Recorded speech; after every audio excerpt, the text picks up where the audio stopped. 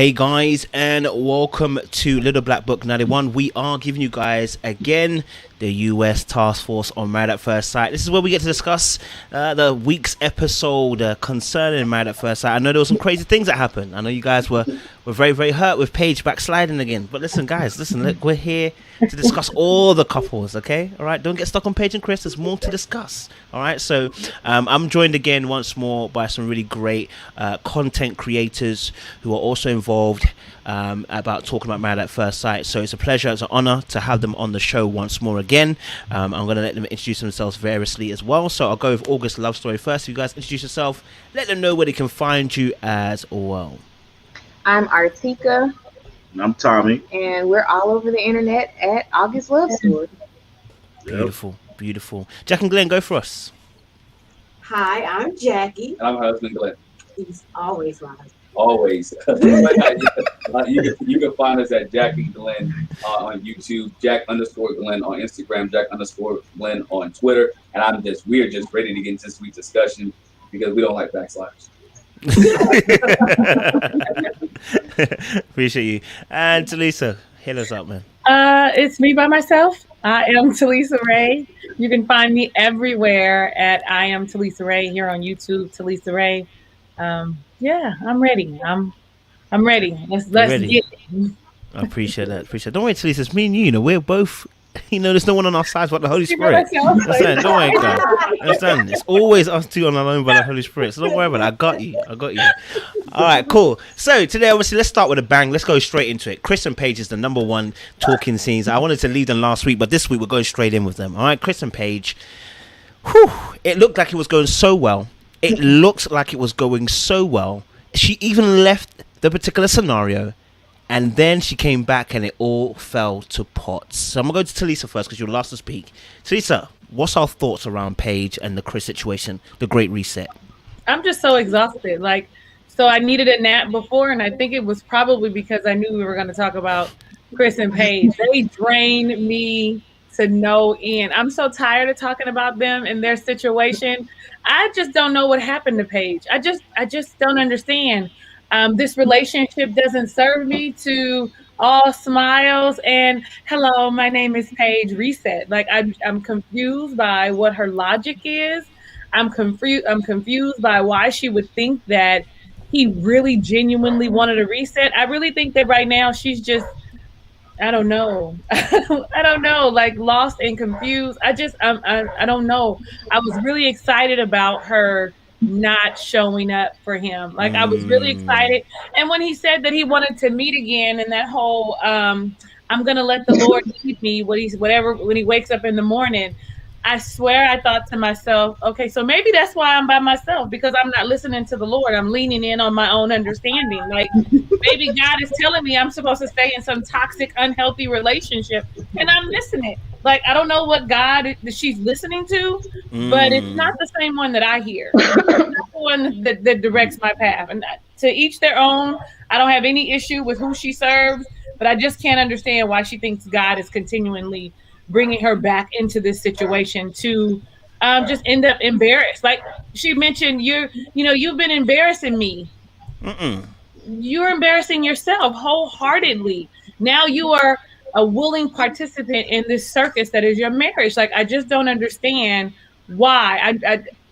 I'm over Paige. I really want to just fast forward when they come and just not review them. I really feel like they don't even deserve my energy. What are we doing? So I don't know. I'm hearing you. August Love Story, talk to me, man. What are you saying? Paige and Chris, man, what's going on, man? You want to go? Yeah, I go.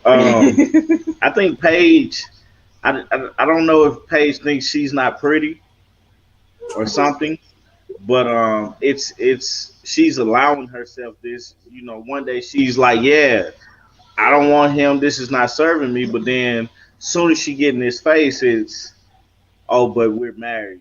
God is telling me to do this. He put this in my heart to do this, and we gonna reset.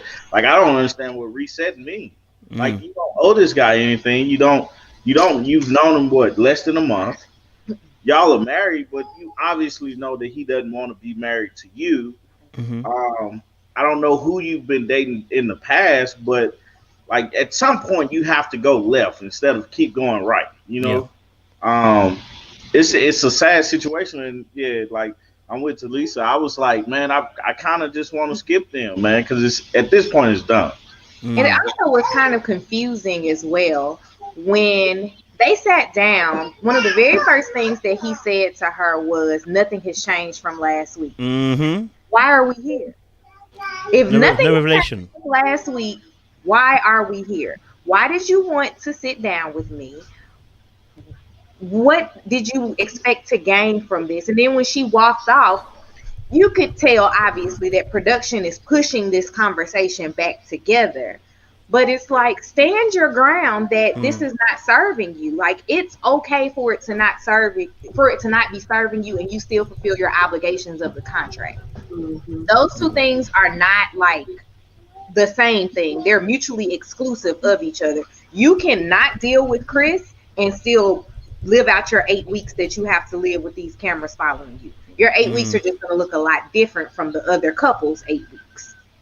But I don't get what his purpose was outside of wanting to be famous, because he's using this, as we see him all over the internet now, he's using this for fame. But for that conversation, it's just like, what are we doing here? If nothing's changed, we don't have anything to talk about. I'm with you on that. Jack and Glenn, talk to us, man. What are you saying? What are you thinking? What are you feeling? I think I'm going to start with the last point that Artieka made. Okay, so if nothing changed from last week while we're here, I'm here to show you up, because I know you talked to somebody. He came there all smug. He sat down like, I can't wait to let this loose on her. He came to show her up. Like, really, Chris? For real? That's what we doing? Especially like you said, he was like, nothing has changed. But then, I mean, granted, the conversation that Paige had with Pastor Dwight, we probably get to that, but you know, and we said it before, Chris is double-minded. He's unstable in all his ways. Even in that conversation, he went back and forth. Nothing has changed, but then I'm just afraid.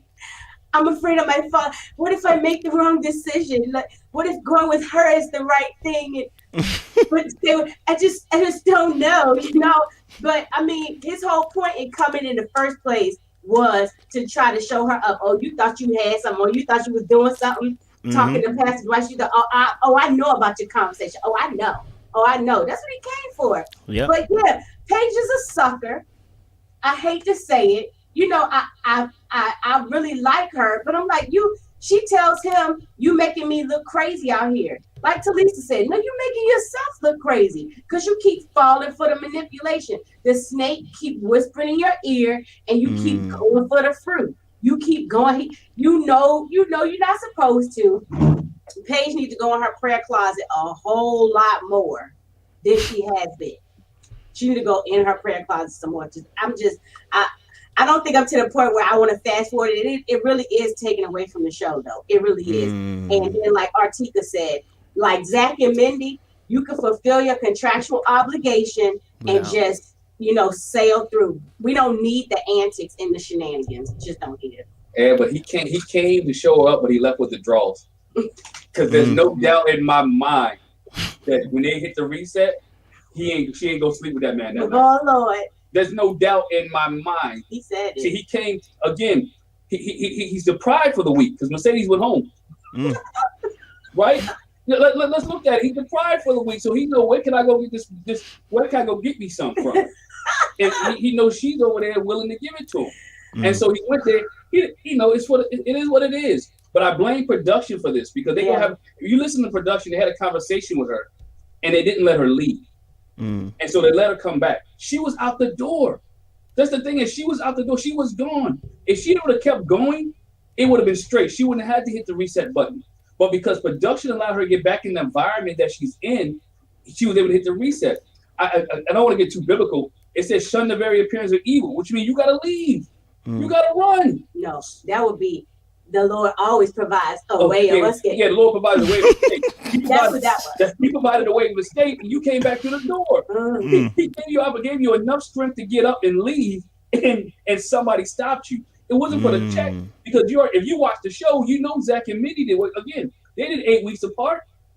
still got their bread and everything else. It is what it is. But she has nobody in her life who's talking to her. My thing is, we have not seen Paige family on this. Think about it. We haven't seen nobody from Paige's side, no Paige family. Matter of fact, if you think about it, Chris has not met with anybody in Paige's family. Yeah. Even the next morning after the wedding. So therefore, it seems like she has no support, nobody behind her, and she listened to the wrong people. She listened to production. She listened to the girls on the show, but she's not coming up with her own mindset and determination. You don't have to hit the reset with this dude. Dude put you through hell already in 18 to 20 days. He don't put you through hell. Why go back to that? Unless you're getting some good counseling. And I ain't talking about from his boy neither. I hear that. It's let me ask the rest of the panelists as well. Is there some responsibility that is then placed upon the production? If I can make it very, very clear, the production actually said, go back and tell him you don't want to talk no more. So they actually didn't encourage you to go in back and reset. But is there some responsibility though on production? Because like Jack and Glenn were saying, she was at the door. You know what I mean? Like that was a Joseph moment. You know, Joseph ran out of Potiphar's place, and then someone says, "Joseph, go back in there. Just go and tell her you don't want it no more." You know what I mean? Like it's kind of difficult. So, is there any responsibility, any accountability we can put onto production's side of things in terms of that correspondence that happened between Paige and Chris second time round? Talisa, you want to talk? So. Yes and no, right? Okay. I understand that she's only in her 20s. They did give her some direction. They said, go back and stand your ground and tell him no.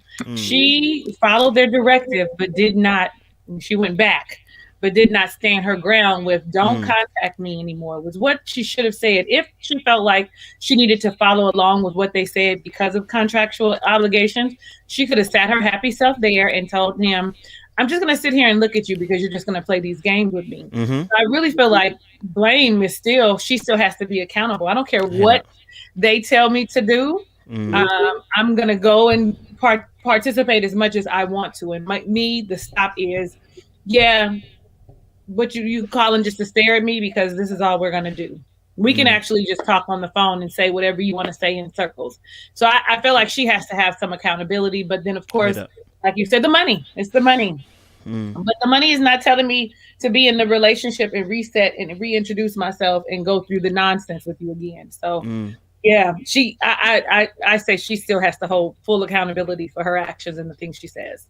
Yeah, I represent that. August Love Story, what do you guys think? Responsibility on production? No?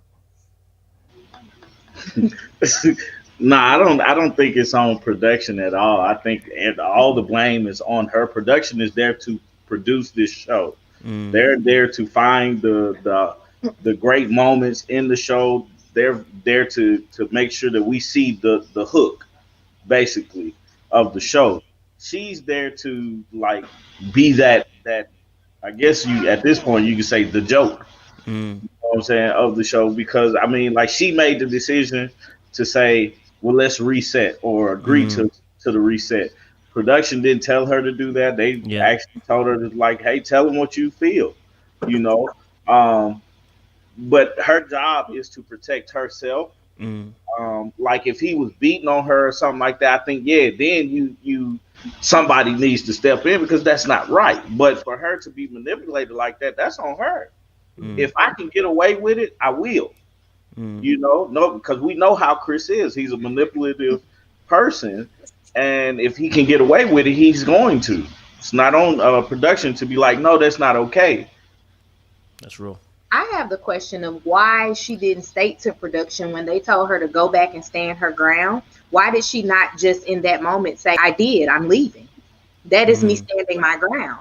Because when I don't want to be in a situation, I can remove myself from it. She did that, and then they told her to go back and essentially remove yourself from this situation. I've done it once. I don't need to do it twice.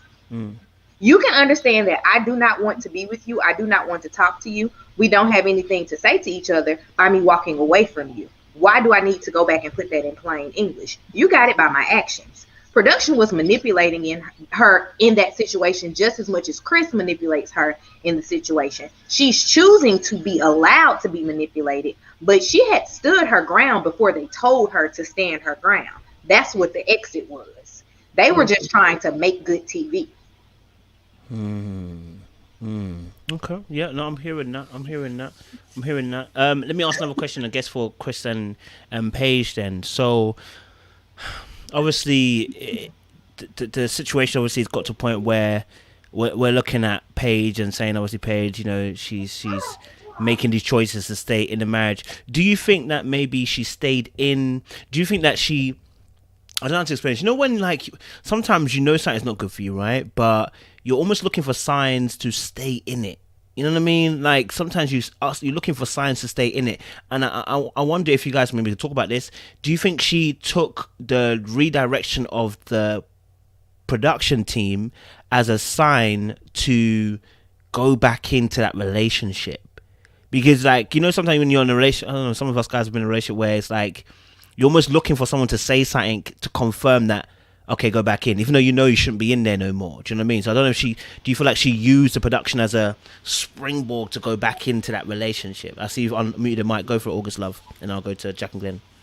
I'll say she did in a sense, because they told her to go back in, but they didn't tell her to go back in and make amends, unless that's something that was edited out, which That's cool, man. It's all good, man. That production told her to go back in and make amends, and they just edited that part out. But she didn't have to make amends. There is no reset. I feel like we reset this relationship like 3 or 4 times in, like, what are we, 15 days in? Yeah, that's just it's too much. Like, if I have to reset with you that many times on anything, what are we doing this for?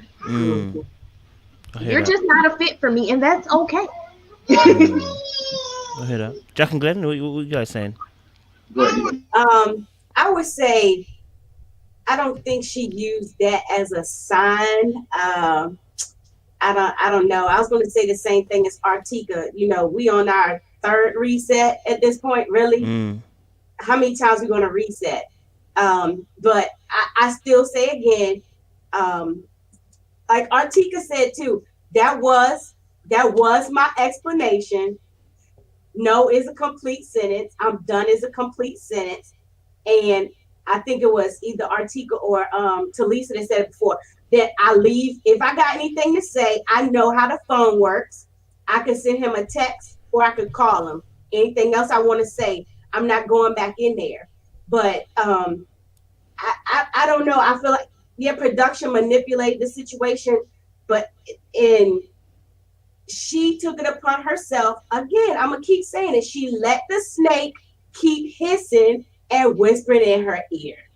And she doesn't have anybody there because the producers are there to produce a show. They are not sound counsel. They're not counsel at all. So if she's using that as her guide, you wrong, because they're going to tell you go back in it because they want to film it. They want to get it out there. You know, so she needs somebody, and she obviously, we have learned that Paige doesn't have that clicker to be like, girl, get yourself out of there. It's nothing in her that's bopping her upside her head at all. I think this, you got to look at Paige's psyche, and we look at it from the whole aspect of it. She wants to be married, and so anything that allows her to stay married, she can. That old adage. You know how sometimes old grandmas and older people say, girl, whatever he does, just as long as you get married, come on home. And that's the way she's acting, and that's the way she's focused. Oh, he keep coming back home. I just want to be married. That's my husband. And that's the mindset she has. Even the past relationship she had, I guarantee you, we really dug into it. She didn't leave the men that she was with. The men left her. And that's the way she's acting now, that she has a behavior that she's clinging, and she wants to cling on. She wants to be in the marriage. Whether good, bad, or indifferent, she wants to be in this marriage because she's frustrated and she's upset, but she keeps coming back. The dude already told, how many more ways does Chris have to say, I don't want you? He already told her, you're not attractive. I just want the sex. I got me a divorce lawyer. I don't want to have this marriage. I bring you in front of my baby mama, and we all have a conversation. How many more ways does he have to tell her that Stevie Wonder blind, he could see this. All right. So to me, she wants to be married. So guess what? She's gonna ride the 8 weeks out. I really don't blame production. They put the seed there. But guess what? She watered it, she acted on it, and she stayed there. So it was her who did it. And because, again, she has low self-esteem.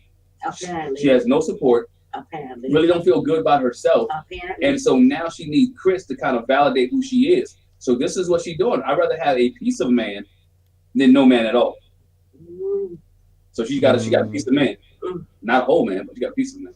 And again, my other thing is he wants to have a conversation, but never starts one. Never. I hear that. What? Okay, I'll leave Chris and Paige because we could talk about them, and we'll feel like we're gonna get tired if we do it. You know what I mean? Chris, Paige, listen, Paige, hurry up and get out of there. Cause, all right, I don't know what else she can bring next week. I just don't know what else she can bring, but he's gonna tell her he loves her. So, all right. Let's talk about Brie and Vincent. Obviously, Brie and Vincent. Man, Vincent let me down big time. He let me down big time. Talisa, talk to me, man. Vincent and Brie, the shutdown. Talk to me. I don't understand. I don't understand why he cannot articulate when he's uncomfortable. I don't understand why he can't articulate or why he's afraid to just open up and say, this isn't what I know how to do. Anytime something is not difficult, but against or where he feels embarrassed, he shuts down. It seems like that is the going to be the norm for him. I'm going to be quiet. The moment it doesn't look right, it doesn't feel good, I feel like everybody is looking at me and I'm embarrassing myself, he is going to clam up and shut down and not share, hey, help me out, I'm vulnerable, or help me out, listen, this is different for me. He needs to kind of embrace who he is and live in the fact that, I'm a man's man. That's what he, feels like he is. I'm a man's man. And as a man's man, when I'm embarrassed, I need to take a break. I need to step back. I need to figure out how to let you in. So, and explain to you, because the whole shutdown, the whole, are you okay? I'm fine. Are you sure you're okay? No, I have a big thing with people who don't know how to communicate. Like and I get sometimes that it's harder for men. You can't find the words, right? I don't know the words to say. What am I supposed to say? How is it going to come across? And I don't want to seem like a simp, a loser, any of them other things that I can think of that I'm not going to say. Okay. I don't want to seem that way. So he doesn't know how to find the words to be like, this is hard. I'm nervous. I'm afraid. I'm scared. And unfortunately, Brianna's going to get tired of holding space for him and being gracious and allowing him to have these moments of weakness and not say anything and then trying to pull it. She's going to get tired of it. And she's just going to go back to regular Brie, because I see her trying to make room for him and make it a safe space for him to have a conversation.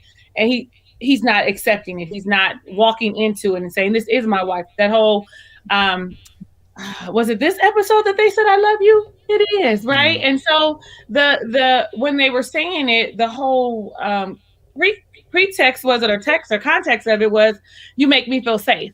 Like, I feel like, I can be vulnerable, but here you are, we're saucing and you're not, you're embarrassed. You're not opening up. You're not sharing how you feel. So I'm disappointed. I'm disappointed in Vince. I feel like they can still make things happen if he just takes a moment and do some self-reflection, look at himself in the inside, and just realize that she's there for him. Like, she was excited about the dance. I mean, she was cute. Listen, she was all in and reassuring him, it's okay, babe. It's fine. I don't know what I'm doing either. Like, relax. We all mess up. We don't, we all are imperfect, and just do what you say and open up and be vulnerable. You love me, I'm your safe space. Like, I hear that. Jack and Glenn, what you lot saying? Vincent shutdown thing. I'll let you go first. I would say in the first place, it would have been good for him to say, which he said off in his little private camera moment, that I'm not that familiar with the salsa. That's not really what we do. If it was the bachata, I feel more comfortable. If he had told her up front something like, oh, wow, you got us a dancing lesson. Oh, that's so sweet of you. That's nice. We learning the salsa. Oh man, that's not my forte, but I'm gonna try. Open it like that. You know what I'm saying? That would have been good to say up front. And then as opposed to coming to the end, then she would have already known that I might be frustrated because I don't know. And I mean, obviously she picked up on the clues, but then at the end, Vincent has not had someone in his life that allowed him to express himself and express his feelings. 100. It's obvious. 100. Especially with it shouldn't take me 2 and 3 and 4 prompts for you. Did you enjoy yourself? It was all right. It was all right. When you're not fooling me, you're not fooling yourself. I can tell you didn't like it. Just be upfront. That's why she asked again, are you okay? No, I'm not okay.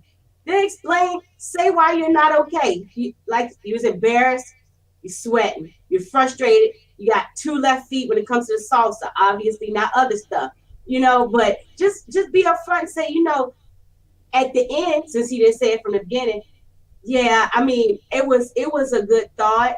And I know you had, it was a sweet thing to do, but babe, man, that was hard. And I'm frustrated. Oh my gosh, I cannot do the salsa and it's hot in here. Okay. So I'm a little upset. He needs to learn how to laugh at himself. That too. I mean, let's think about it. He needs to learn how to laugh at himself. You getting mad at the salsa is not that serious. It's not. It's not the end of your night. Your wife did something nice. She wanted to take y'all dancing. She put forth the effort. Let's say production didn't spend the money. She spent the money for you to go to dancing class, for you guys to have a night out to enjoy yourselves, and you're frustrated because you can't get the salsa right. Guess what, man? It's okay. It's all right. But enjoy yourself that you're spending time with the one that you said you love. Whether you're right, and go back and laugh at the fact that you know what, I tried, but I got 2 left feet. And she wasn't even getting mad. That's the thing. She wasn't upset. She just was happy enough to spend time with her husband doing something new. And guess what? He got frustrated. I don't think this is every area of his life probably like this. When he's on his job and as frustration comes, he'd probably get upset. It seems like when adversity comes with Vincent, he doesn't know how to handle adversity. And so we all grown. Life gives us adversity all the time, and we got to be able to handle it. He is like a backup quarterback getting thrown into the game, and I'm trying not to make a mistake. I don't want to make this mistake. If I drop the ball, if I throw an interception, 100. she's not going to love me. She's going to love you in spite of. She's going to love you in spite of your imperfections. If she says she loves you, she's going to love your imperfections, your bitty moments, all of that. She didn't trip on him. And he should have been like, you know what? I'm struggling, but thanks for being supportive. 100. I'm struggling. Thanks for helping me out. Look, I'm laughing. You know what? Man, that was hard. But you know what? I enjoy holding your hand, being with you. Enjoy the moment with your spouse. We live in a day and age that somebody could be here today and gone tomorrow. But so at this point, enjoy the moment that she's in and with her. And he got to learn how to laugh and relax, and relax, and again communicate with your spouse. I'm struggling, but you know what? I'm just happy to spend time with you. Can I say this real quick? I got to say this real quick because it kind of reminds me of myself. Like Vincent comes off as a perfectionist, and when you're a perfectionist and you mess up like that, you really just cannot get yourself together. It's hard. You beating yourself up, and it's hard to tell your spouse or your partner that because they're not a perfectionist, maybe not, but it's hard to express like, man, I'm like, gosh, why can't you get this? Why can't you get this right? And he just came off like that to me, and it's hard to express that too. You're a perfectionist. Be quiet. Go for it, August. Go for it. I was actually going to say that same thing. I can identify with that part of Vincent's personality. When I want to be good at something and I can't, I get frustrated. I shut down because of it. Now, one thing about me, don't look at me like that. One thing about me is that I don't have a camera crew following me around to watch me get frustrated about it. So I think it's very human of him to get frustrated in those moments. But he's going to have to figure that part of himself out to be less frustrated about things that he's not good at. But it did feel when Brianna was talking to him like you're talking to a 3-year-old, where they don't have the words to express the actual emotion that they're feeling. Like maybe they only understand happy and mad, and frustrated just doesn't connect with them. And so he had to figure out how to get to the frustration, and she had to pull that out. So that's something that he's going to have to work on. Like, I'm not saying you can't get upset because things aren't going the way that you want them to. Like, that is perfectly normal. But learning how to verbalize through those things that are making you upset is where the problem lies. Like, a lot of the time, something that we've been doing since we've been together is if we get frustrated and we can't get it out, what Tommy calls table the conversation. And we come back to it when we can actually verbalize how we truly feel about it. Because sometimes you're just mad to be mad. And you have to stop being mad to be mad. Figure out what you're upset about. And then be able to explain that to the other person. This is what I'm upset about. I don't like it because you did this. When you did this, I felt like this. So if we can stop both of those things, we can live happily ever after in that capacity. Maybe not all the way around, but at least we can stop that one thing. But I guess when you look at it, it's just one of those things like he has to kind of take a step back from himself and figure out the words. Like, what is it that he's frustrated with? Is it because you don't want to look bad on camera, or is it because you don't understand this dance? Those are two different things. And you need to figure out which one of those things is truly the issue. Yeah, I think more so of Vincent, like everything you said is correct, I believe. But the thing that bothers me the most about this situation is Brianna has to walk on eggshells and sugarcoat things and seriously think about what she says to him in order for him to get it. That's so frustrating to me just because I couldn't live my life like that. Like I couldn't seriously go through every day of life having to think about, is this gonna make her upset, or is she gonna catch this, or is it gonna come out this way, instead of just letting me say it. Now the thing with Vincent, I believe somebody hurt Vincent in the past, because this is behavior that we've seen before, because I've taken a dance class before, and trust me, if you can't dance, the person that is the instructor, the dance instructor is going to hold your hand, because at the end of the day, they want you to learn how to get this dance. Trust me. That is their job, that you get this dance.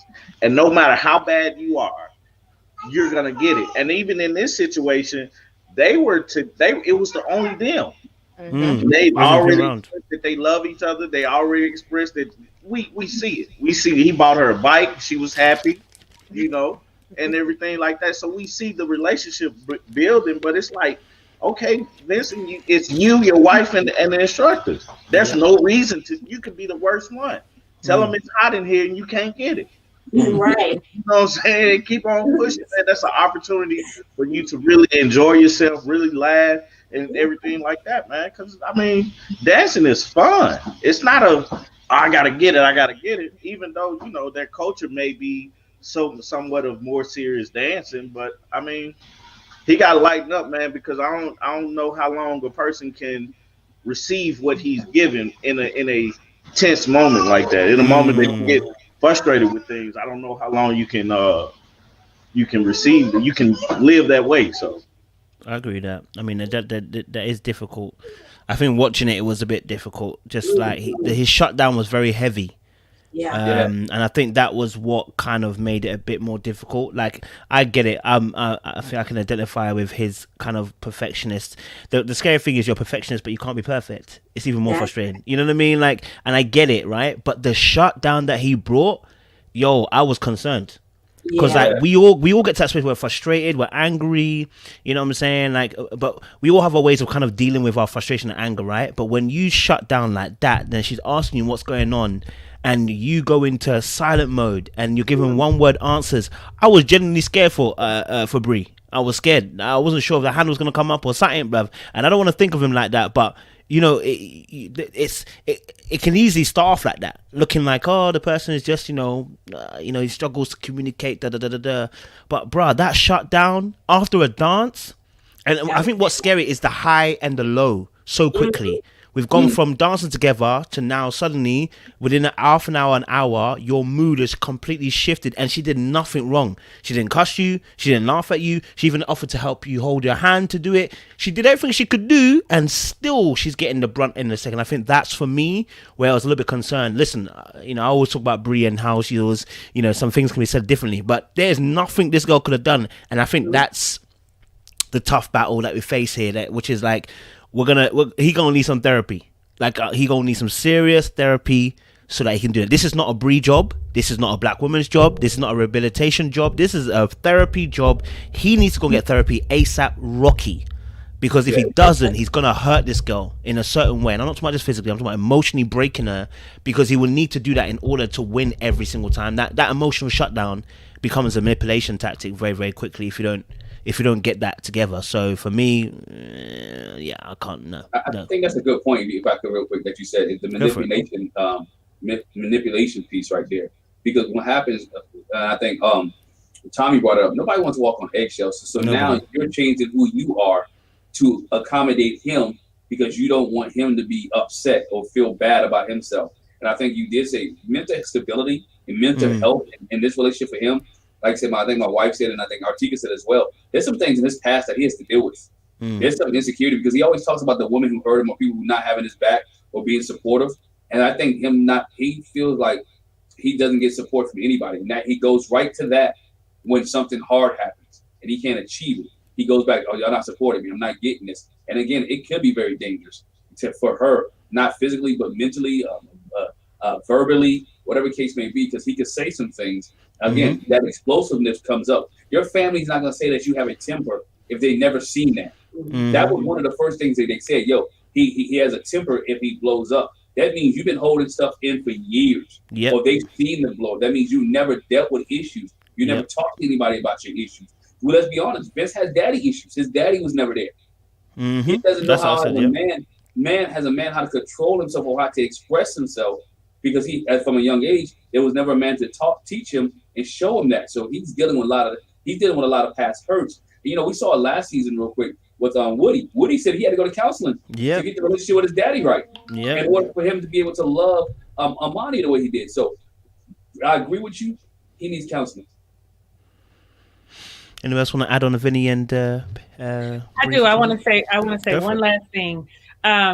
He wants the marriage to work so bad and does not have an example of what a marriage looks like, a healthy marriage looks like. And so he just shuts down instead of articulating and dealing with whatever, issues that are coming up. So I feel like that's why he's getting so frustrated. He wants it to be perfect. Like you guys said, he wants everything to be just so, because this is how a marriage is supposed to go. But if you don't have a good example, then you're just going off the cuff. You know what I mean?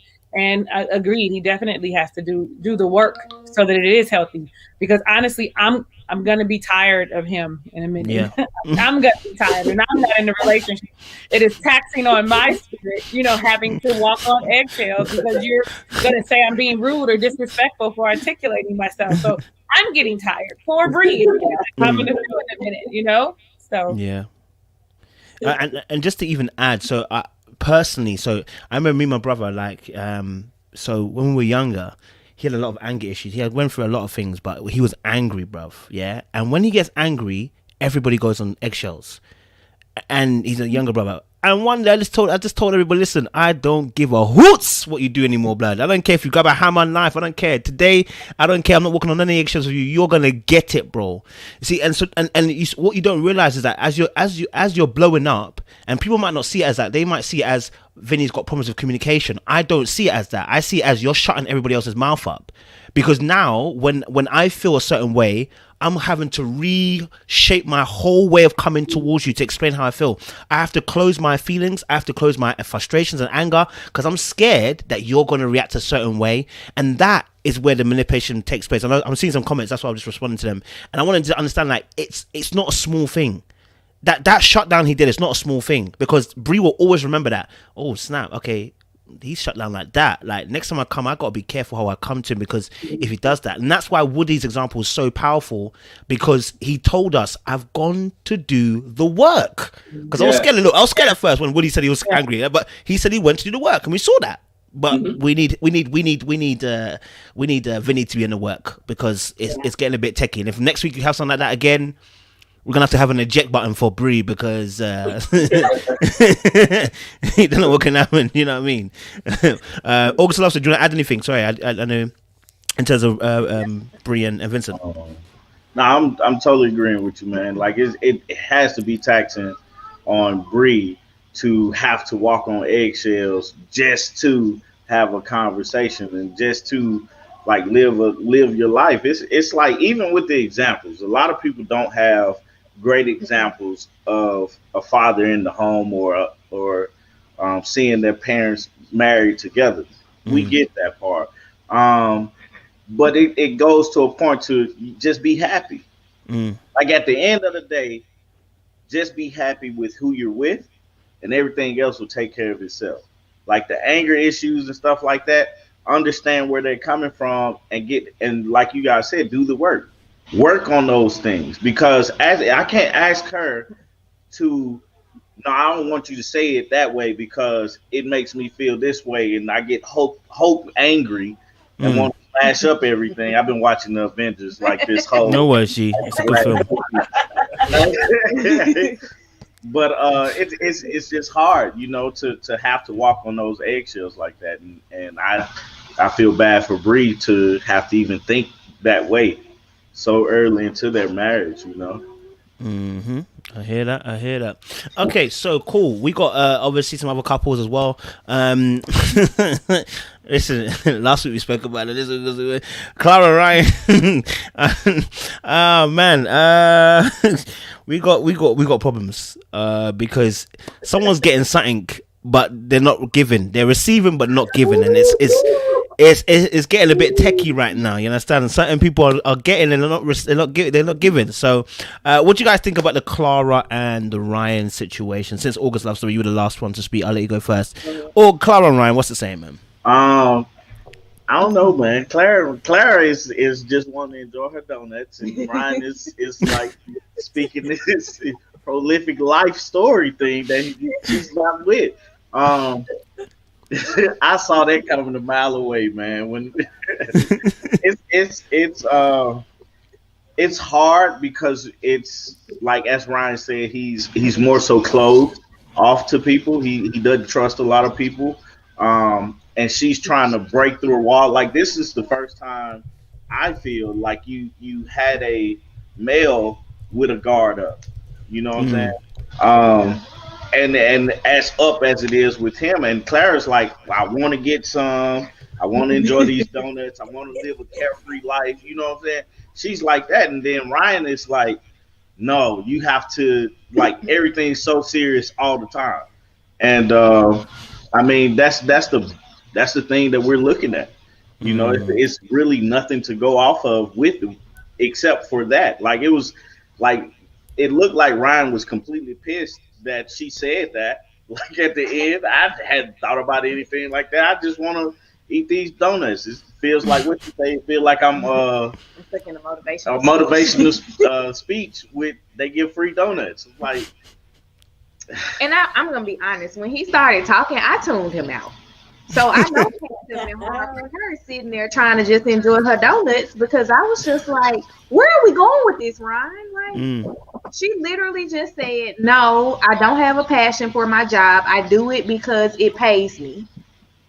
And that's the ending of it. And I don't know what he was looking for in that conversation or what he was trying to get out of it, but I just feel like they're not speaking the same language at all. Like she's just like, I want to have sex with my husband and I want to sleep until 10 and everything will be right in my world.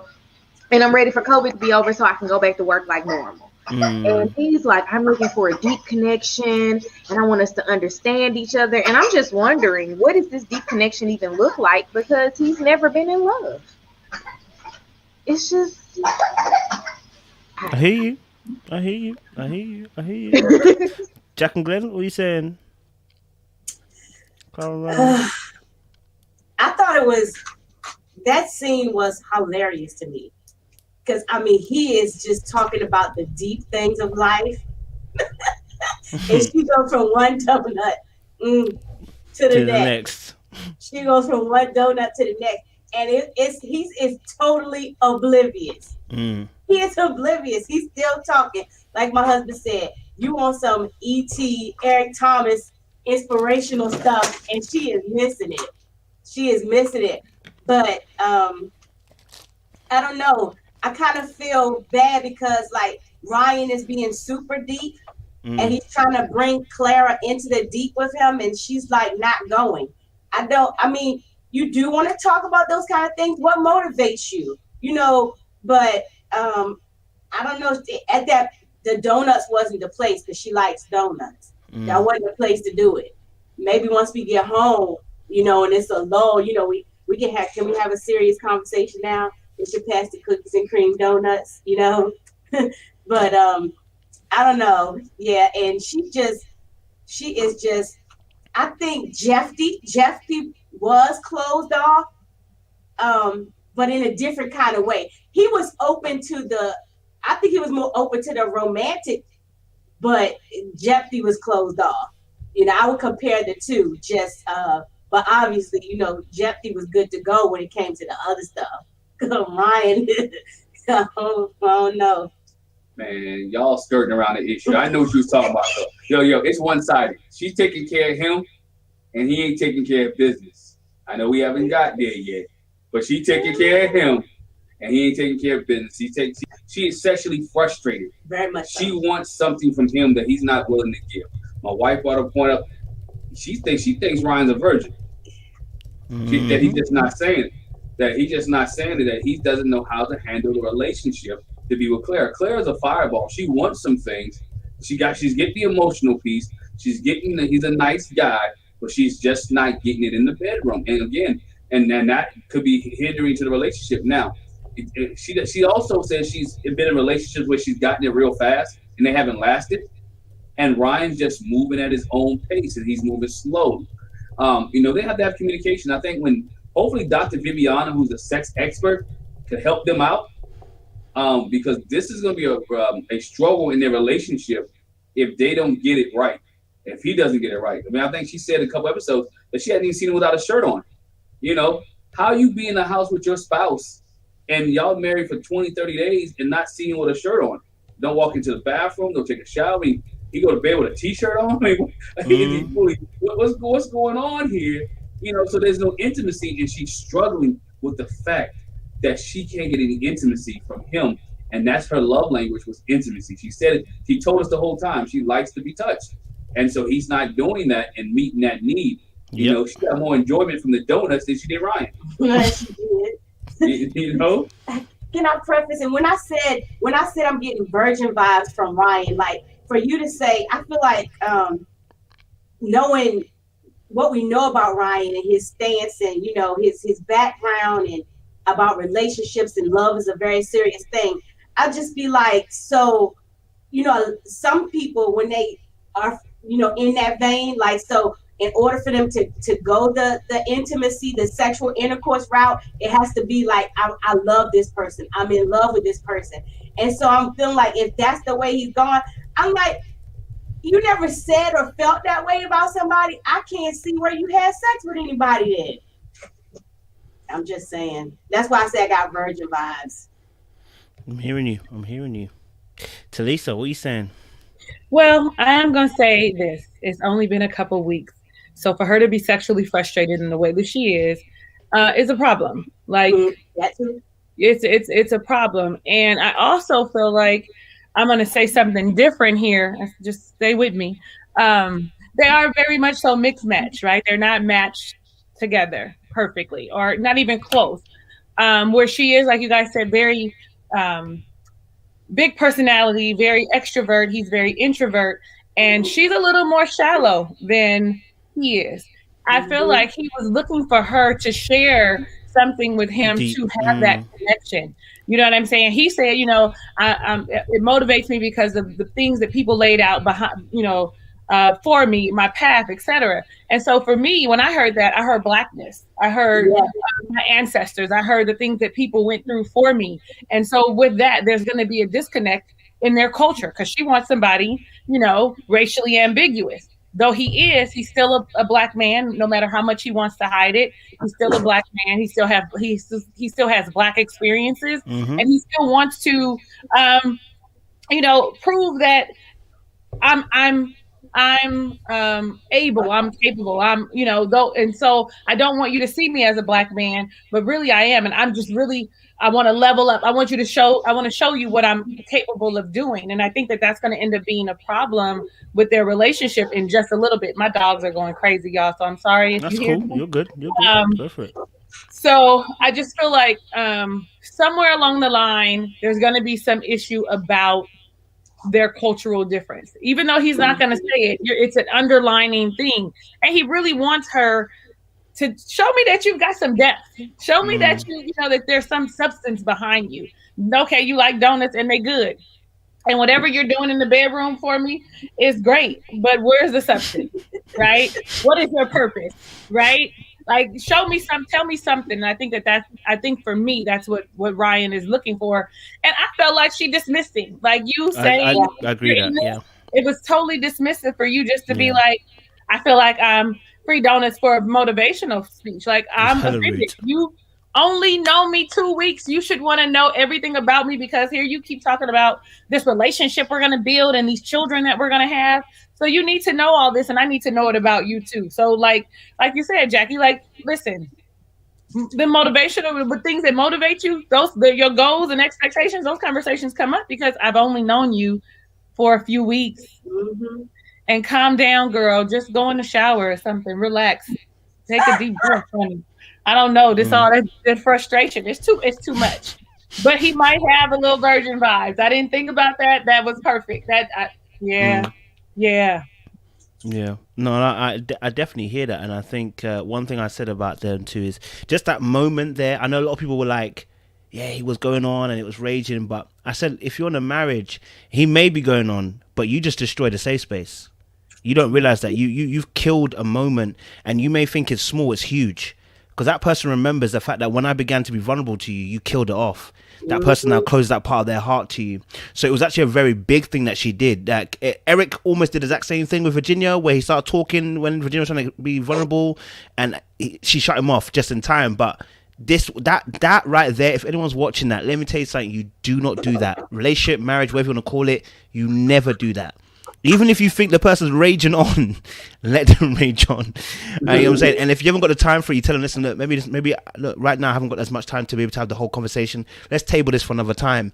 But if you say what she said in a relationship, I'm gonna guarantee you, especially to a man, because men have got fragile egos. You do that to us, you are finished. We are never telling you something again. We're not telling you anything again. We'll just lock it off. We'll just keep that part of our life to ourselves. Good point. Right? Mm-hmm. So when she did that, I was like, girl, you may be feeling a bit tasty, I know, from the frustration, but the frustration is beginning to move into sections that you don't need it to move into, sis. You know what I'm saying? Just bring it back. Just bring it back. I'm with you, though. I understand the frustration, but sis, you got to pull that back in just a little bit. You know what I'm saying? But I also do understand that part of his speech may have had a bit of spice in it. Just a little bit of spice, where he was trying to almost prick her, like, so you don't have no deep motivation, but let me give you the deep motivation that I've got. And it almost felt like maybe it could have been read that you are trying to say that she hasn't got any depth to her. You know what I'm saying? So it may have come across like that to her at the same time. So I can see both sides of that point of view. Artieka and Eric and Eric and Virginia. I don't know why Eric is in my head. I don't know who I'm thinking about. Eric and Virginia. Okay. What are our thoughts on Eric and Virginia? I'll let Talisa, since you're last week, I'll let you go. Eric and Virginia, what are we saying about those two? They had a very frank conversation on the couch, and he told her that he measures every girl to his ex. So I don't know why I have to go first. Like, I just don't understand why you gotta be going first. I could have went last or not at all. And Artieka, like I was like, okay, slip of the tongue, Artieka, because he is a little, he does do things that make us think that there's some, what's going on with you.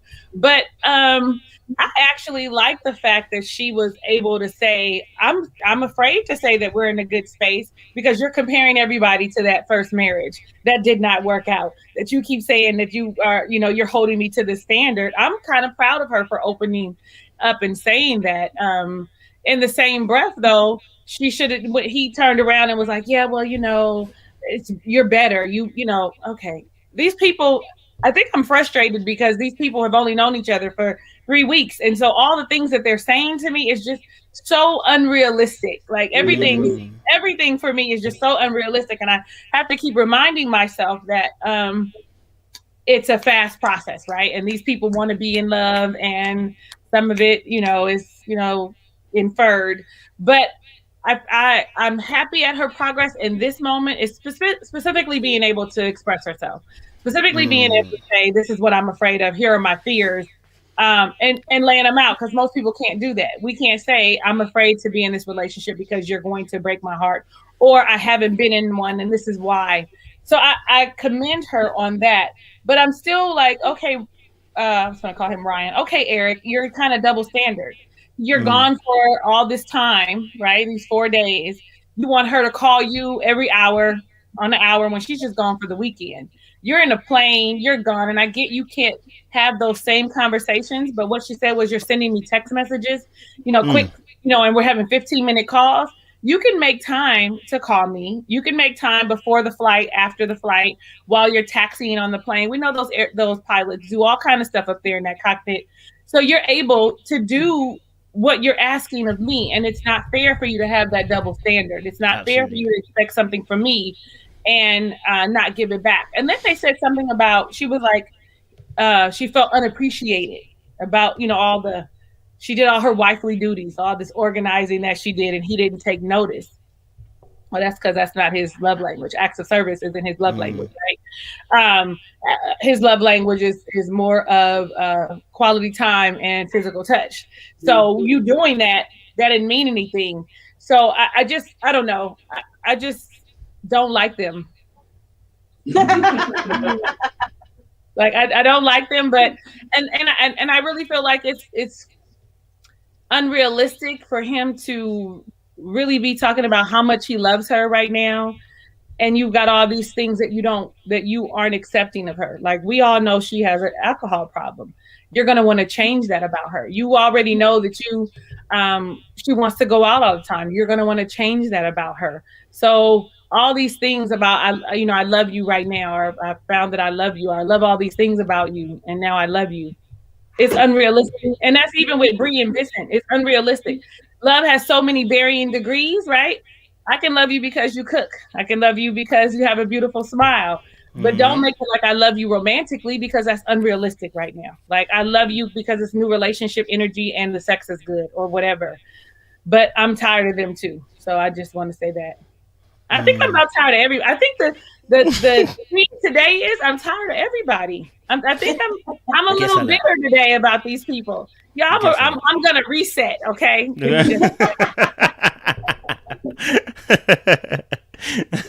I hear you, Jack and Glenn. What are you saying, Eric and Virginia? What are you saying?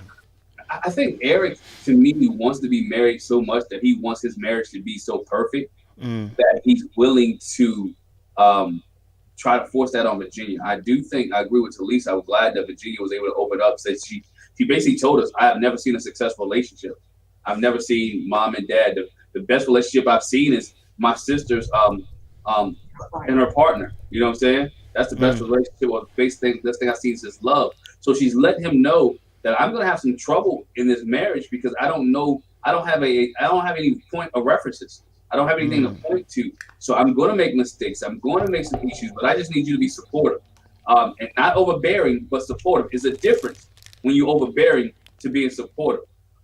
He is not reciprocating what he expects for her, the expectations of her. But again, I think we talked about it last week with Stephanie. No one has ever set any rules of engagement. They haven't set any boundaries. They haven't said anything, this is our expectations in this marriage. If you could, please give me a call when you land and when you take off and when you land. I just want to know you're okay. You know what I'm saying? I just want to know that your flight made it. I don't want to hear it on the 6 o'clock or the 11 o'clock news that you didn't, the plane went down. Just let me know that you're okay. So he has to reciprocate what he wants for her, because in marriage, there's a give and take. We have to be able to submit one to another. We have to be able to respect one another. So if you want to hold me to a standard, well, let's hold each other to the same standard in this relationship, in this standard, in this marriage. Again, it goes back to the conversation. I do agree with Talisa. Again, y'all 18, 20 days in, he's falling head over heels for this young lady in love. You know, y'all been through a lot of situations. Is it really love, or is it really just a deep care for right now, or is it deep lust, or there's certain aspects of her that you like? Is it fully love? Because again, love is unconditional. If you're doing is it unconditional love? That means you accept her drinking, you accept everything about her, but there's still some areas in her life that he does not like. So he has to. I don't think they've reached that unconditional love yet, but I think he's growing to love her. I think she really appreciates him because this is probably the most stable thing in her life. I had to really think about this with her. This is right now because she said it. By this time in my relationship, I'd have been running. I'd have been gone. Mm-hmm. So now this is the most stability she has had in a long time. So she's getting comfortable being stable with him, and I don't think she's going anywhere. But I do think they will work out, and they still have some issues, but they're going to work because she's been stable. Yeah, I like. She feel comfortable. I like that you made that point. That she did say, this would be the week that I would be exiting the relationship. She said, this would be the week. About 20 days in, I'd be like, yeah, I'm done with it. I'm done with it. And so I think that's why that made her even more scared when he was like, I compare my relationships to in his words, to the marriage of convenience, the marriage of benefits that he had. Because now you're confusing me. Because you said that y'all just got married for the benefits, for the convenience. So why are you comparing relationships to that? So it was more than that. What am I missing? I'm missing something. And so she's like, I'm sticking in there where normally I would have run. And then you tell me this. I'm scared. Mm-hmm. I'm scared. This is why I don't give my heart to guys. This is why I don't jump in head first. But and to Talisa's point, I agree. This ain't love. This is Jamie Foxx had a song. Is it just infatuation? It is infatuation. Mm-hmm. You're infatuated with each other right now. You're in extreme like. You in like. Y'all are in like. And I'm not mad at it, but I do take my hat off to her for being able to express her sentiments and say that to him. And it's got to be reciprocal too. Like we've made that point. Whatever he's expecting her to do, he's going to have to find a way, figure it out. While you taxiing, like you said, before takeoff, at landing, figure it out. But if you want me to call you every hour on the hour, you're going to have to get something very close to that. Hear that. August lives. Talk to us, man. What do you think? The one thing that stood out the most to me with Eric and Virginia was the fact that he wasn't reciprocating the communication when he's gone. Like I already thought it was an unrealistic request from him to her. But you have to give what you ask for. Yep. And the obvious. If Virginia says she thought it was more, he's obviously not doing anything. Because she thought what she did when she was out of town was too much. You know what I'm saying? So it's that's the one thing that bothers me the most. And then on top of everything else, you're comparing this like you guys said before, the marriage before was like an agreement or something like that. Like, hey, we want you to move with me. I want you to move with me. Get these benefits that they have. We have to be married. Let's do that. But then you're basing the last 3 years based off of that relationship. That's unfair to the people that you're dating. Like, why would you do that to your current wife? And now she's feeling the pressure of, I don't know how I can compare to that. And she don't really know what the situation was unless, like, what we see, we don't know what the situation was. Basically, they may have had a different conversation than what was portrayed on TV. But from my eyes, it's like, bro, this was basically a friend getting benefits from a friend, and then it didn't work. It ran its course, and now we moved on to the next situation. Like, I'm not gonna compare my worst relationship for the next 6 years, you know what I'm saying, to every girl I date, So I mean, it's I don't know, man. Virginia and Eric, she has a drinking problem. and Eric has it's daddy vibes for me. Like he gives off daddy vibes. Like I can tell you what to do. Even when they were talking to each other, he was like talking to her like he was her dad. That's bothering me the most, man. He just I don't know, man. I think it's Eric. I think Eric, for me, gives off a lot of red flags as it relates to his previous marriage. He talks about it. He talks it up so much, like it was such a great relationship.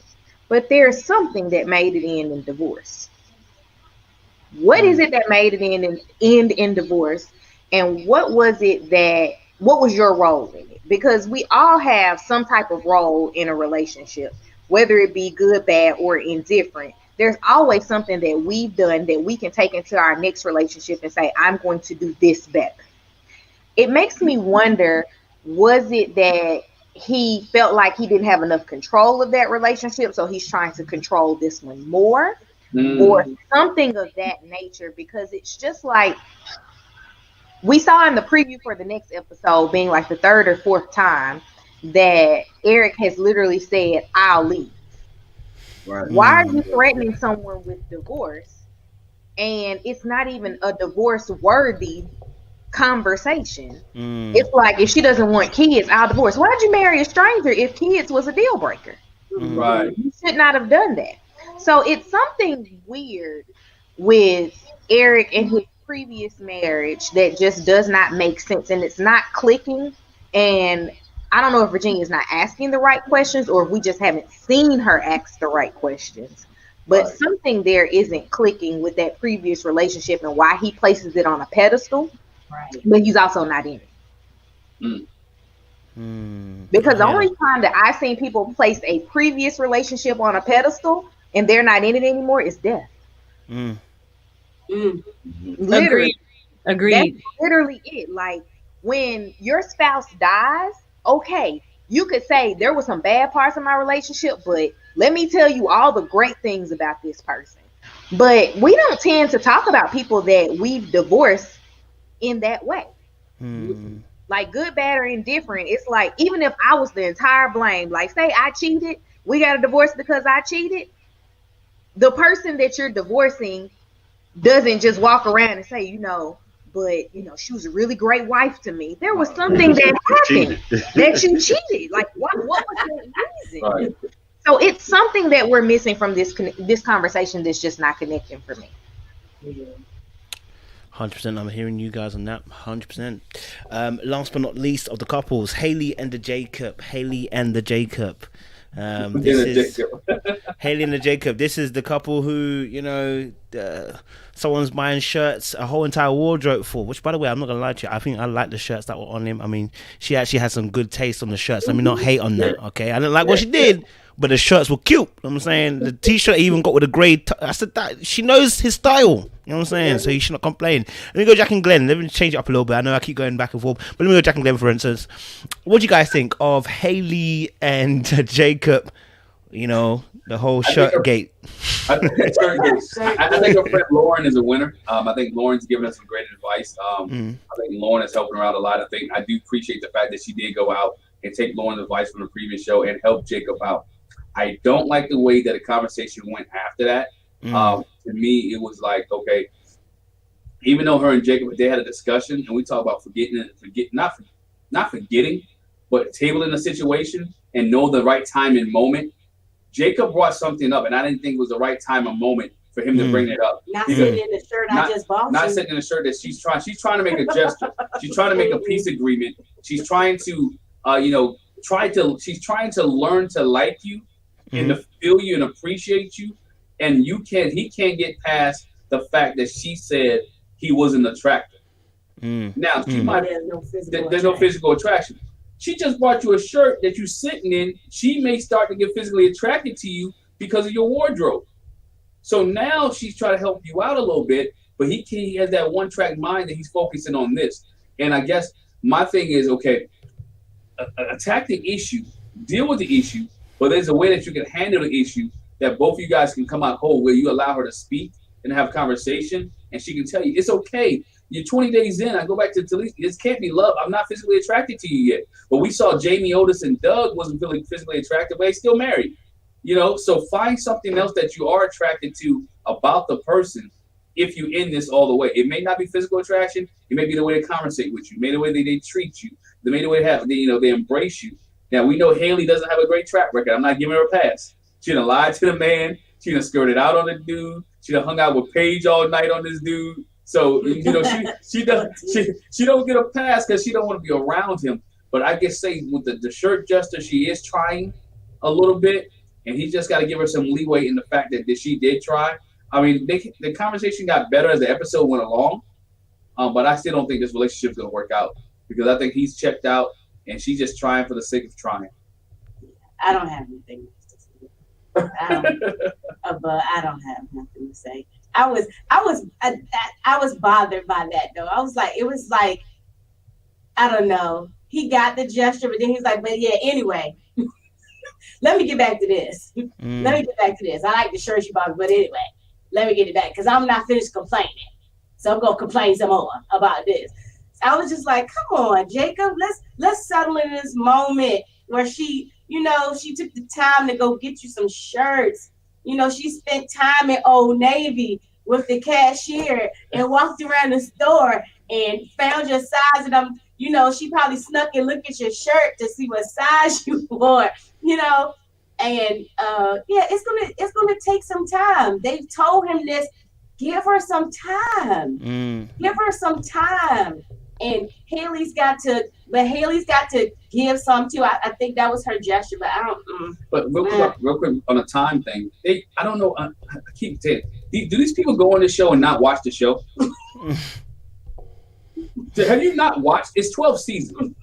You have 8 weeks to get to know this person, and you're gonna waste 20-some days, 3 weeks, and y'all still at this issue of I'm trying to figure out who you are. Jeffy did the same thing. That's just my last point on that. Jeffy also kind of, we don't sure if he was faithful. I'm just going to be honest with you. He was that little period of time where they were on the break. He went a bit mad, just saying. Yeah. Shout out to Jeffy, though. I appreciate him still. He brought that round. I'm going to Lisa. So, Lisa, what's your thoughts on Jacob and the Haleys? Well, I like that she gave her olive branch. That was her olive branch. Here are some clothes because it is something that may help me like you. Like that is one of my biggest issues. So here is my olive branch. I appreciate that.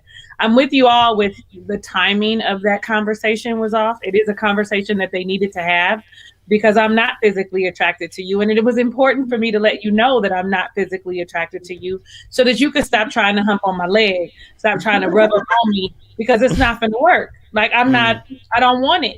I don't like you. I don't want it. So I commend her for speaking her truth. I'm not attracted to you physically, but I'm not attracted to you emotionally, mentally, conversationally, and any other way either. Right. So, but the one thing I think that he was most concerned about was if he could get her goodies again, if that's a thing. We did this in Vegas, so can we try it again? Like maybe the first time was bad, but the second time I'm trying to get to it so I can show you that I'm working with, what I can do. But now that I know I'm not attracted to you, I mean, you're not attracted to me, I'm out, right? I'm out. Right. We can't go anywhere from here.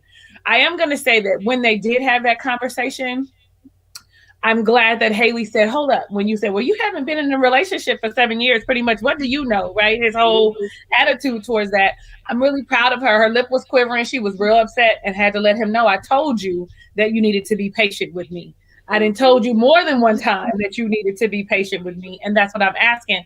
And if you keep pushing up on me, all I'm going to do is exit the whole situation. So I was actually kind of proud of her finally being able to, well, she said that a bunch of times, but she vocalized it in a way that I think he understood, because later on you saw that he said, I understand that I need to give you time and patience, but they're doomed. She's not gonna go. There's never going to be a yes from her. Like there is no recovery, no matter how much her rational, logical friend Lauren tells her to think on the other side and give her that other, there is never going to be a no. And if there is, I'm going to be shocked. And you're going to hear me say, I'm so shocked that they said yes. So that's my thought about it. See, I'm back. I was bitter, but I'm back because I actually like talking about Jacob and Haley. I don't like them as a couple, but I do like talking about them. I don't know why, but I like talking about them. I'm hearing you. August Love, what's your thoughts on Shirtgate? Shirtgate. No, that was a good move by Haley to give him a close, because that was the biggest drawback that she had, was like the man is stuck in the 80s. She wanted, it's 2020 at the time, right? So she want to move up in the years. So one thing that we talked about is the fact that Jake asked a question he couldn't handle the answer to. Yeah. And he's messing up so bad with the conversations that he's having with her. Like, we've all seen a couple. The woman is completely beautiful, but she's with an ugly man. Man could be and like we've all seen that. Like, look at us. I ain't calling myself ugly, but hey, it is what it is. But you know what I'm saying? But it's about the personality, because looks are going to fade. We've all seen that. We all know that looks are going to fade. Chris's mama said that on the first episode. I mean, his grandmama. His grandmama did. Absolutely. So if the only thing we have is the physical attraction, he's eliminating himself from everything else. Okay, you're not physically attracted to me. Let's get to know each other. Let's see if we can't be friends. Because at the end of the day, if we can be friends, we can be married. That's where it starts from, is just being good friends with each other. And that's how you get over the other things. So it's like, man, you see Jake just digging the ditch, and eventually he's gonna jump in, because he's destroying any opportunity that he has with her. Yeah. Even if his goal was to just get some more, that's not the way that you do that. Like, you're not gonna get it that way, man. He ain't getting no more. The only thing that I have to say about them is that I hope they make it to Prague, whether they're friends or married, because they both. She's been, but he wants to go, and she says she'll go with him. That's all I got for them. No, I'm hearing you guys. I mean, I hear you. I mean, do you know what? Yeah, I didn't have a full problem with the shirt thing. I just think to myself, maybe she could have said, "Let's go together and let's see what we can do." And maybe that might have saved a bit of the hassle that may have gone. Because although he didn't say that he didn't say he was fully annoyed by it, but it might have just shown a bit more like we're teaming it together. Do you know what I mean? Because it kind of looks a little bit dodgy if you're going, I don't find you attractive, and then you're changing my wardrobe. Do you know what I mean? Like, if this was flipped now, it's gonna look it can look at some way. If you start telling your girl, listen, you're not attracted to me, let me change your wardrobe. It might look a bit some way. But the rules are not fair, so not everything in life is equal, guys. So it's not always we have to flip it. But in all honesty, with their particular situation, I think what I see is a struggle from Jacob, especially, to comprehend anything beyond, if you don't find me attractive, us going anywhere. And I think for Haley, for her, she's a commitment phobe. So there was an instant conversation they had where he said to her, like, so have you been in love? And she's like, I'm not really sure. And he was like, wait, hold on a minute, that relationship you had 5 years, whatever. And he was like, that wound. And it was like, old girl started tearing up again. I said, wait, hold a minute. This is 7 years ago. Okay? Right. 7 years ago. Are you tearing up about 5 year relationship 7 years ago? Darling. And then that 7 years ago, we have to also remember she was 21. This was her high school boyfriend. She had a boyfriend as an adult, like a true adult. And that says a lot. Like, 21-year-old Artieka and the guys that she dated back then, like, I don't know them. They don't know. They wasn't the Tommy, man. That's all I got. Like, I don't know them. They don't know. It wasn't you, bro. That's the caliber, not the caliber. I mean, I knew him when we were 21, but I would have never dated him at 21. No, I wouldn't. Ever. I wouldn't advise that. But either. It's just like 21-year-old Haley who had a boyfriend for, I think she said, like 5 years. Yeah. So this was her boyfriend from like sophomore year of high school that made it to like sophomore, junior year of college. Like, girl, come on. I'm gonna give you this. That's when you really look at a soul tie. because I guarantee you that's probably the first person she slept with. Probably. And so there's a connection there with this guy that she does not have, that she can't break yet. And so that's why she starts tearing up, because there's a good connection there. It didn't work out. Not good. Well, not good connection, good, like but a strong connection there. It didn't work out, but I gave you my everything. And there was good times. And I've been struggling in every relationship ever since this. And she needed to get some things fixed with that relationship in order for her to be able to move on with Jacob. She needs counseling too. Well, I'm gonna say this, ladies, y'all buy stuff for y'all husbands. Like, I know I used to buy stuff for my husband and bring it in, and I think though her delivery might have been. I mean, if she would have been like, "Let me see you do that fashion show," he might have felt like something. I don't think there was anything wrong. Okay, Cole, I don't think anything was wrong with her buying those shirts without him. I like shirts. Right after she left Lauren, okay, and was like, let me go give this olive branch. I think she was really making a concerted effort. Like, I thought about you. For me, that's you. Oh, you thought about me. You actually went somewhere and shopped and thought about me. So I don't know, but she probably her presentation should have been a little better. He might have been like, oh, look, maybe. I don't know. That's just me. Just because I'm over the top when I be doing, when I want something my way, I go over the top, go way the extra mile so that they feel like it was for them when it was for me. I mean, that's a little whatever.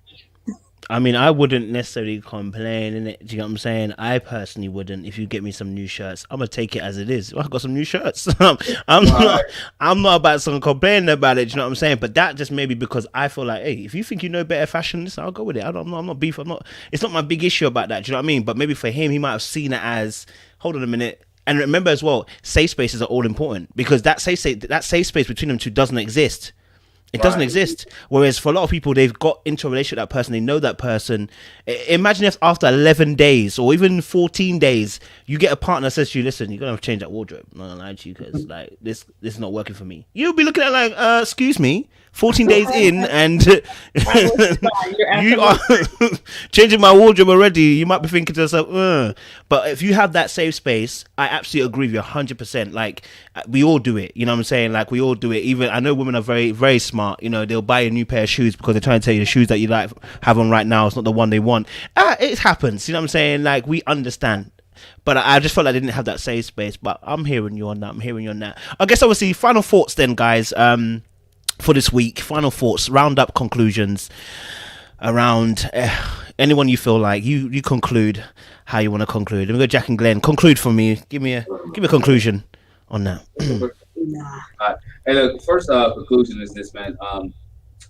Haley and Jacob, I think your point was made about her offer him to go together, to go try some clothes on would have been good. It would have helped build a relationship and show him again another extended of the olive branch. I do want to spend time with you, and let's do something together. We haven't yet to see them really do too many things together. She do need to communicate with him. Just send him a text. I'm still with Paige. She's going through right now. I'll be home in a minute. Again, he likes to be around, so he has some insecurity with himself that when she's not around, he doesn't feel loved or feel like he's wanted. So she should be able to communicate with him. Eric and Virginia, they just need to continue to work. Eric needs to stop being a prima donna and give her some leeway, and let them be able to submit to one another and set some boundaries, not just the boundaries he wants, but the boundaries she wants, and go ahead and compromise together and set out the boundaries for their marriage. Claire and Ryan just need to go ahead and tell her, look, I'm slow with having sex, or I'm slow with this emotion. I really don't trust you yet. I'm not really sure know if you're down for the culture or you're down for me. So I want you to be able to let's be able to get together and work on these things. And in the meantime, you don't have to do something for me that I'm not doing for you. Yeah, I'm gonna let you off the hook. Yeah, I'm gonna let you off the hook. I'm gonna let you off the hook there. So on that aspect of it, Paige and Chris, Paige needs to go ahead and just build her self-esteem up. Talk to her pastor and not somebody else's pastor. Well, who's their boy? Because I don't think Pastor Dwight really gave her any advice. He just was messy. If you want to find out, we did a video on that. You can check that out after you finish watching this. Coach did too. Go over to Jack and Glenn, because I think Pastor Dwight was more messy than anything else. I think Paige needs to build her self-esteem up. And again, if my thing to Chris, if you keep having all these meetings, at least talk. At least talk. You have meetings and don't even say nothing, have no conversation in the meeting whatsoever, but yet still gets the result that he wants out of most meetings, because he still got back with Paige. So Yeah, it's to me. I think this season shows you a lot where the experts are supposed to be at. You know, I read an article this week that the experts do talk to them off camera, not always on camera, but off camera. Do they give them advice? And we heard from Pastor Cal in the Paige situation that they gave her advice, but she's going against the sound advice. So I think a lot of her issues and a lot of some of these couples' issues, they're not listening to the advice of the expert. Just because we don't see them, don't mean they're not involved. Yeah. I would just, the only thing my last thought is, since you went there, my only last thought is there's safety in the council, a multitude of counselors. Yep. So, I just want Paige to call her good girlfriend on the phone, call her mama, her brother on the phone, embarrassed or not. I'm in a hole right now. Like, I don't know what to do. Pastor Cal has said it. Even though Pastor Dwight's not her pastor, he said it. She needs a multitude of counsel to talk to her. And maybe they can talk some sense into her, because Paige, honey. And tell people receive it on their own. I don't care how many people talk. But she gotta have, I just feel like she has somebody that can get through that thick skull of hers and say, honey, you do not need to put up with this. It's somebody, but she won't go to that person because she knows they're gonna tell her that. She knows they're gonna tell her that. I want her to get her, put her big girl panties on and call that friend. Appreciate. Talisa, talk to me, man. Final points.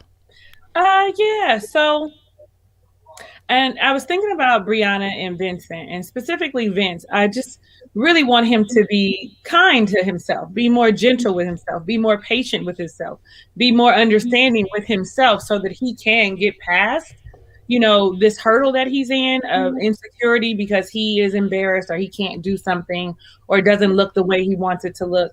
I really think that they have a good shot. Maybe, but not, I don't know. I'm going to take that good shot back. Let me pull that back because of his anger issues and her having to deal with that and tread lightly. I don't know how successful they're going to be, though they may both want the relationship.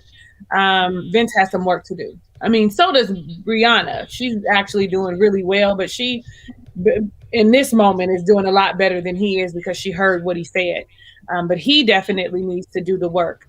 When I think about Clara and Ryan, I really think that Clara needs to tell Ryan, I'm not going to service you anymore until we get to a place, where we can collectively agree about where we're going. I'm not going to do that. This is not a 68 situation. Okay. I don't know. So let's not do it. When I think about Eric and Virginia, I just think that Eric is just really creepy. And so I don't really like him a lot. And Virginia just drinks a lot. And so I just don't really have much to say except for they're not going to work. If they say yes, it's going to be because of TV. We'll see them divorced in about a year. And then who we have left? Oh, Haley and Jacob. I like them separately. And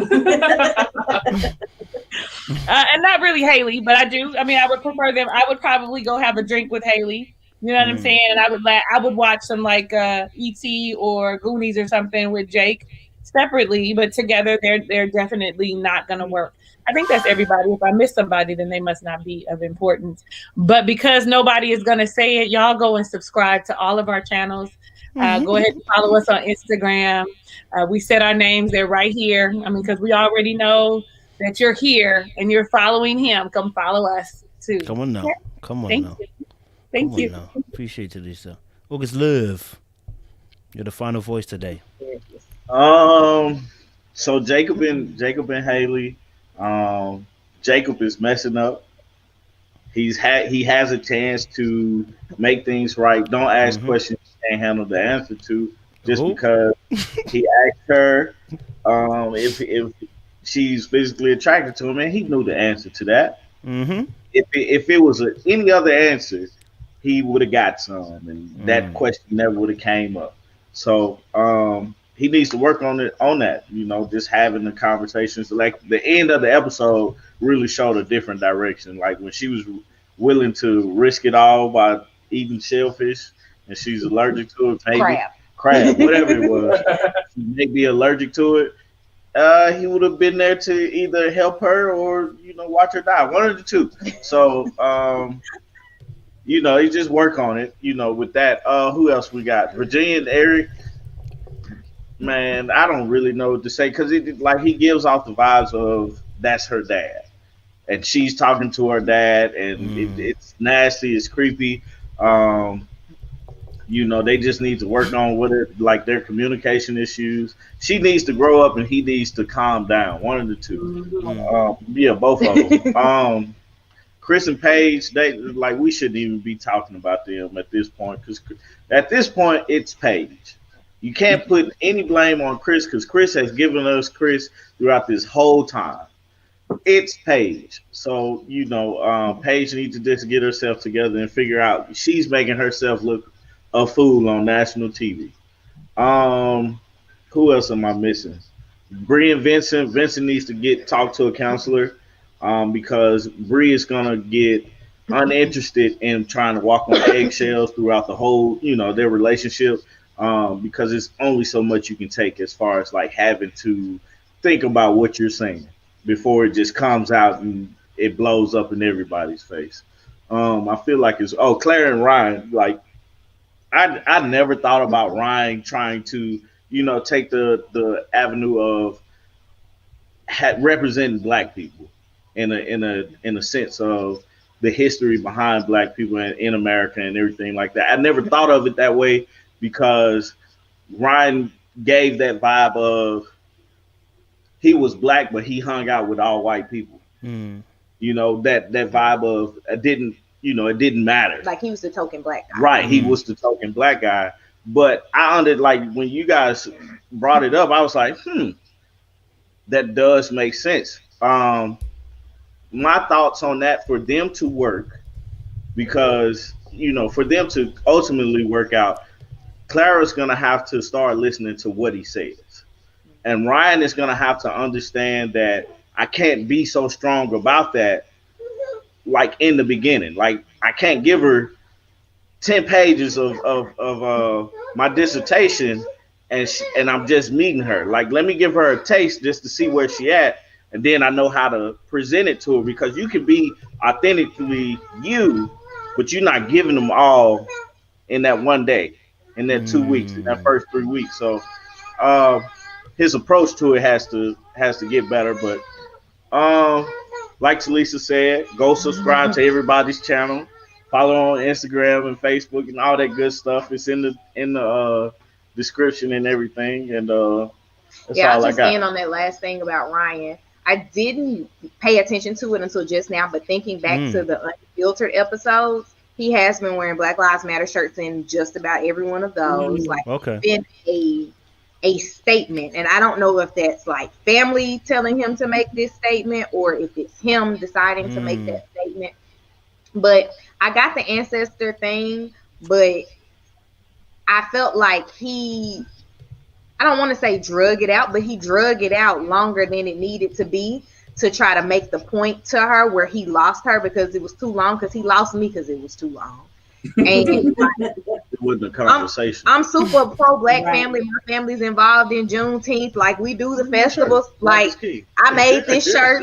We're pro black family around here. But it's just come on, over donuts, bro. Just trying to have my donuts and have a date with my husband. That's a house conversation. Mm-hmm. Can I say one more thing? I just want to say one more thing. So and it's about us. Us as women, I'm talking about the three of us here and plus Stephanie, we always have such great insights, right? But it is such a breath of fresh air to hear you fellas talk about relational situations and make sense. And it's good for women to hear your point of view. And I just want to say thank you. And we honor you just for sharing your opinion with us. It really is important that we hear your voice as Black men. Okay, so thank you. That's all I wanted. Thank you, Talisa. Thank you, Talisa. Thank you. We appreciate you. We appreciate you. You know what I'm saying? The Holy Spirit beside me appreciate you too, man. Thank you. Guys, we have come to the end of this US task force talking about Married at First Sight. I hope you guys have enjoyed the deep conversations. I always appreciate my panelists, August Love Story, Jack and Glenn, Talisa Ray. I appreciate them because they always come correct, they always come deep, and they always come with a different insight to the way they look at relationships and the way we're looking at some of the scenarios on the show. And that's what makes it a more holistic conversation. That's what helps us grow as well, right? None of us can see everything all at one go, and we all have different perspectives, which makes it even more exciting. So I want you guys to continue that conversation behind the scenes. I know you guys are chatting in a conversation right now, you're enjoying yourselves. You know what I'm saying? I always encourage you guys, listen, make sure you connect to someone in the chat. That could be your best friend, you don't know. It could be someone that's connection, a network. You understand? This is not just a network here. You guys got a whole lot of network in the comment section. So if you like what the comments are saying from certain people, connect with them, ask for them email, or ask for their Instagram, whatever. Connect, man. Do you know what I'm saying? Use this platform as a place to really open some doors for yourself. You never know. So thank you guys for coming through once more, audience members. Make sure you smash the like button before you leave this particular conversation. We'll be here again next week. Hopefully we'll have better news for you on Chris and Paige. We can only hope and we can only pray. All right. But yeah, it's been exciting. It's been powerful. August Love Story, Talisa Ray, Jack and Glenn, thank you so much. Guys, make sure you follow them as well. Okay. That's why we're having these conversations. Make sure you follow them. All right. If you want to see more from them and great content for them, make sure you follow them as well. Well, good night, guys. It's been beautiful. And we'll see you again next week. Appreciate you guys. Stay locked, stay loaded, man.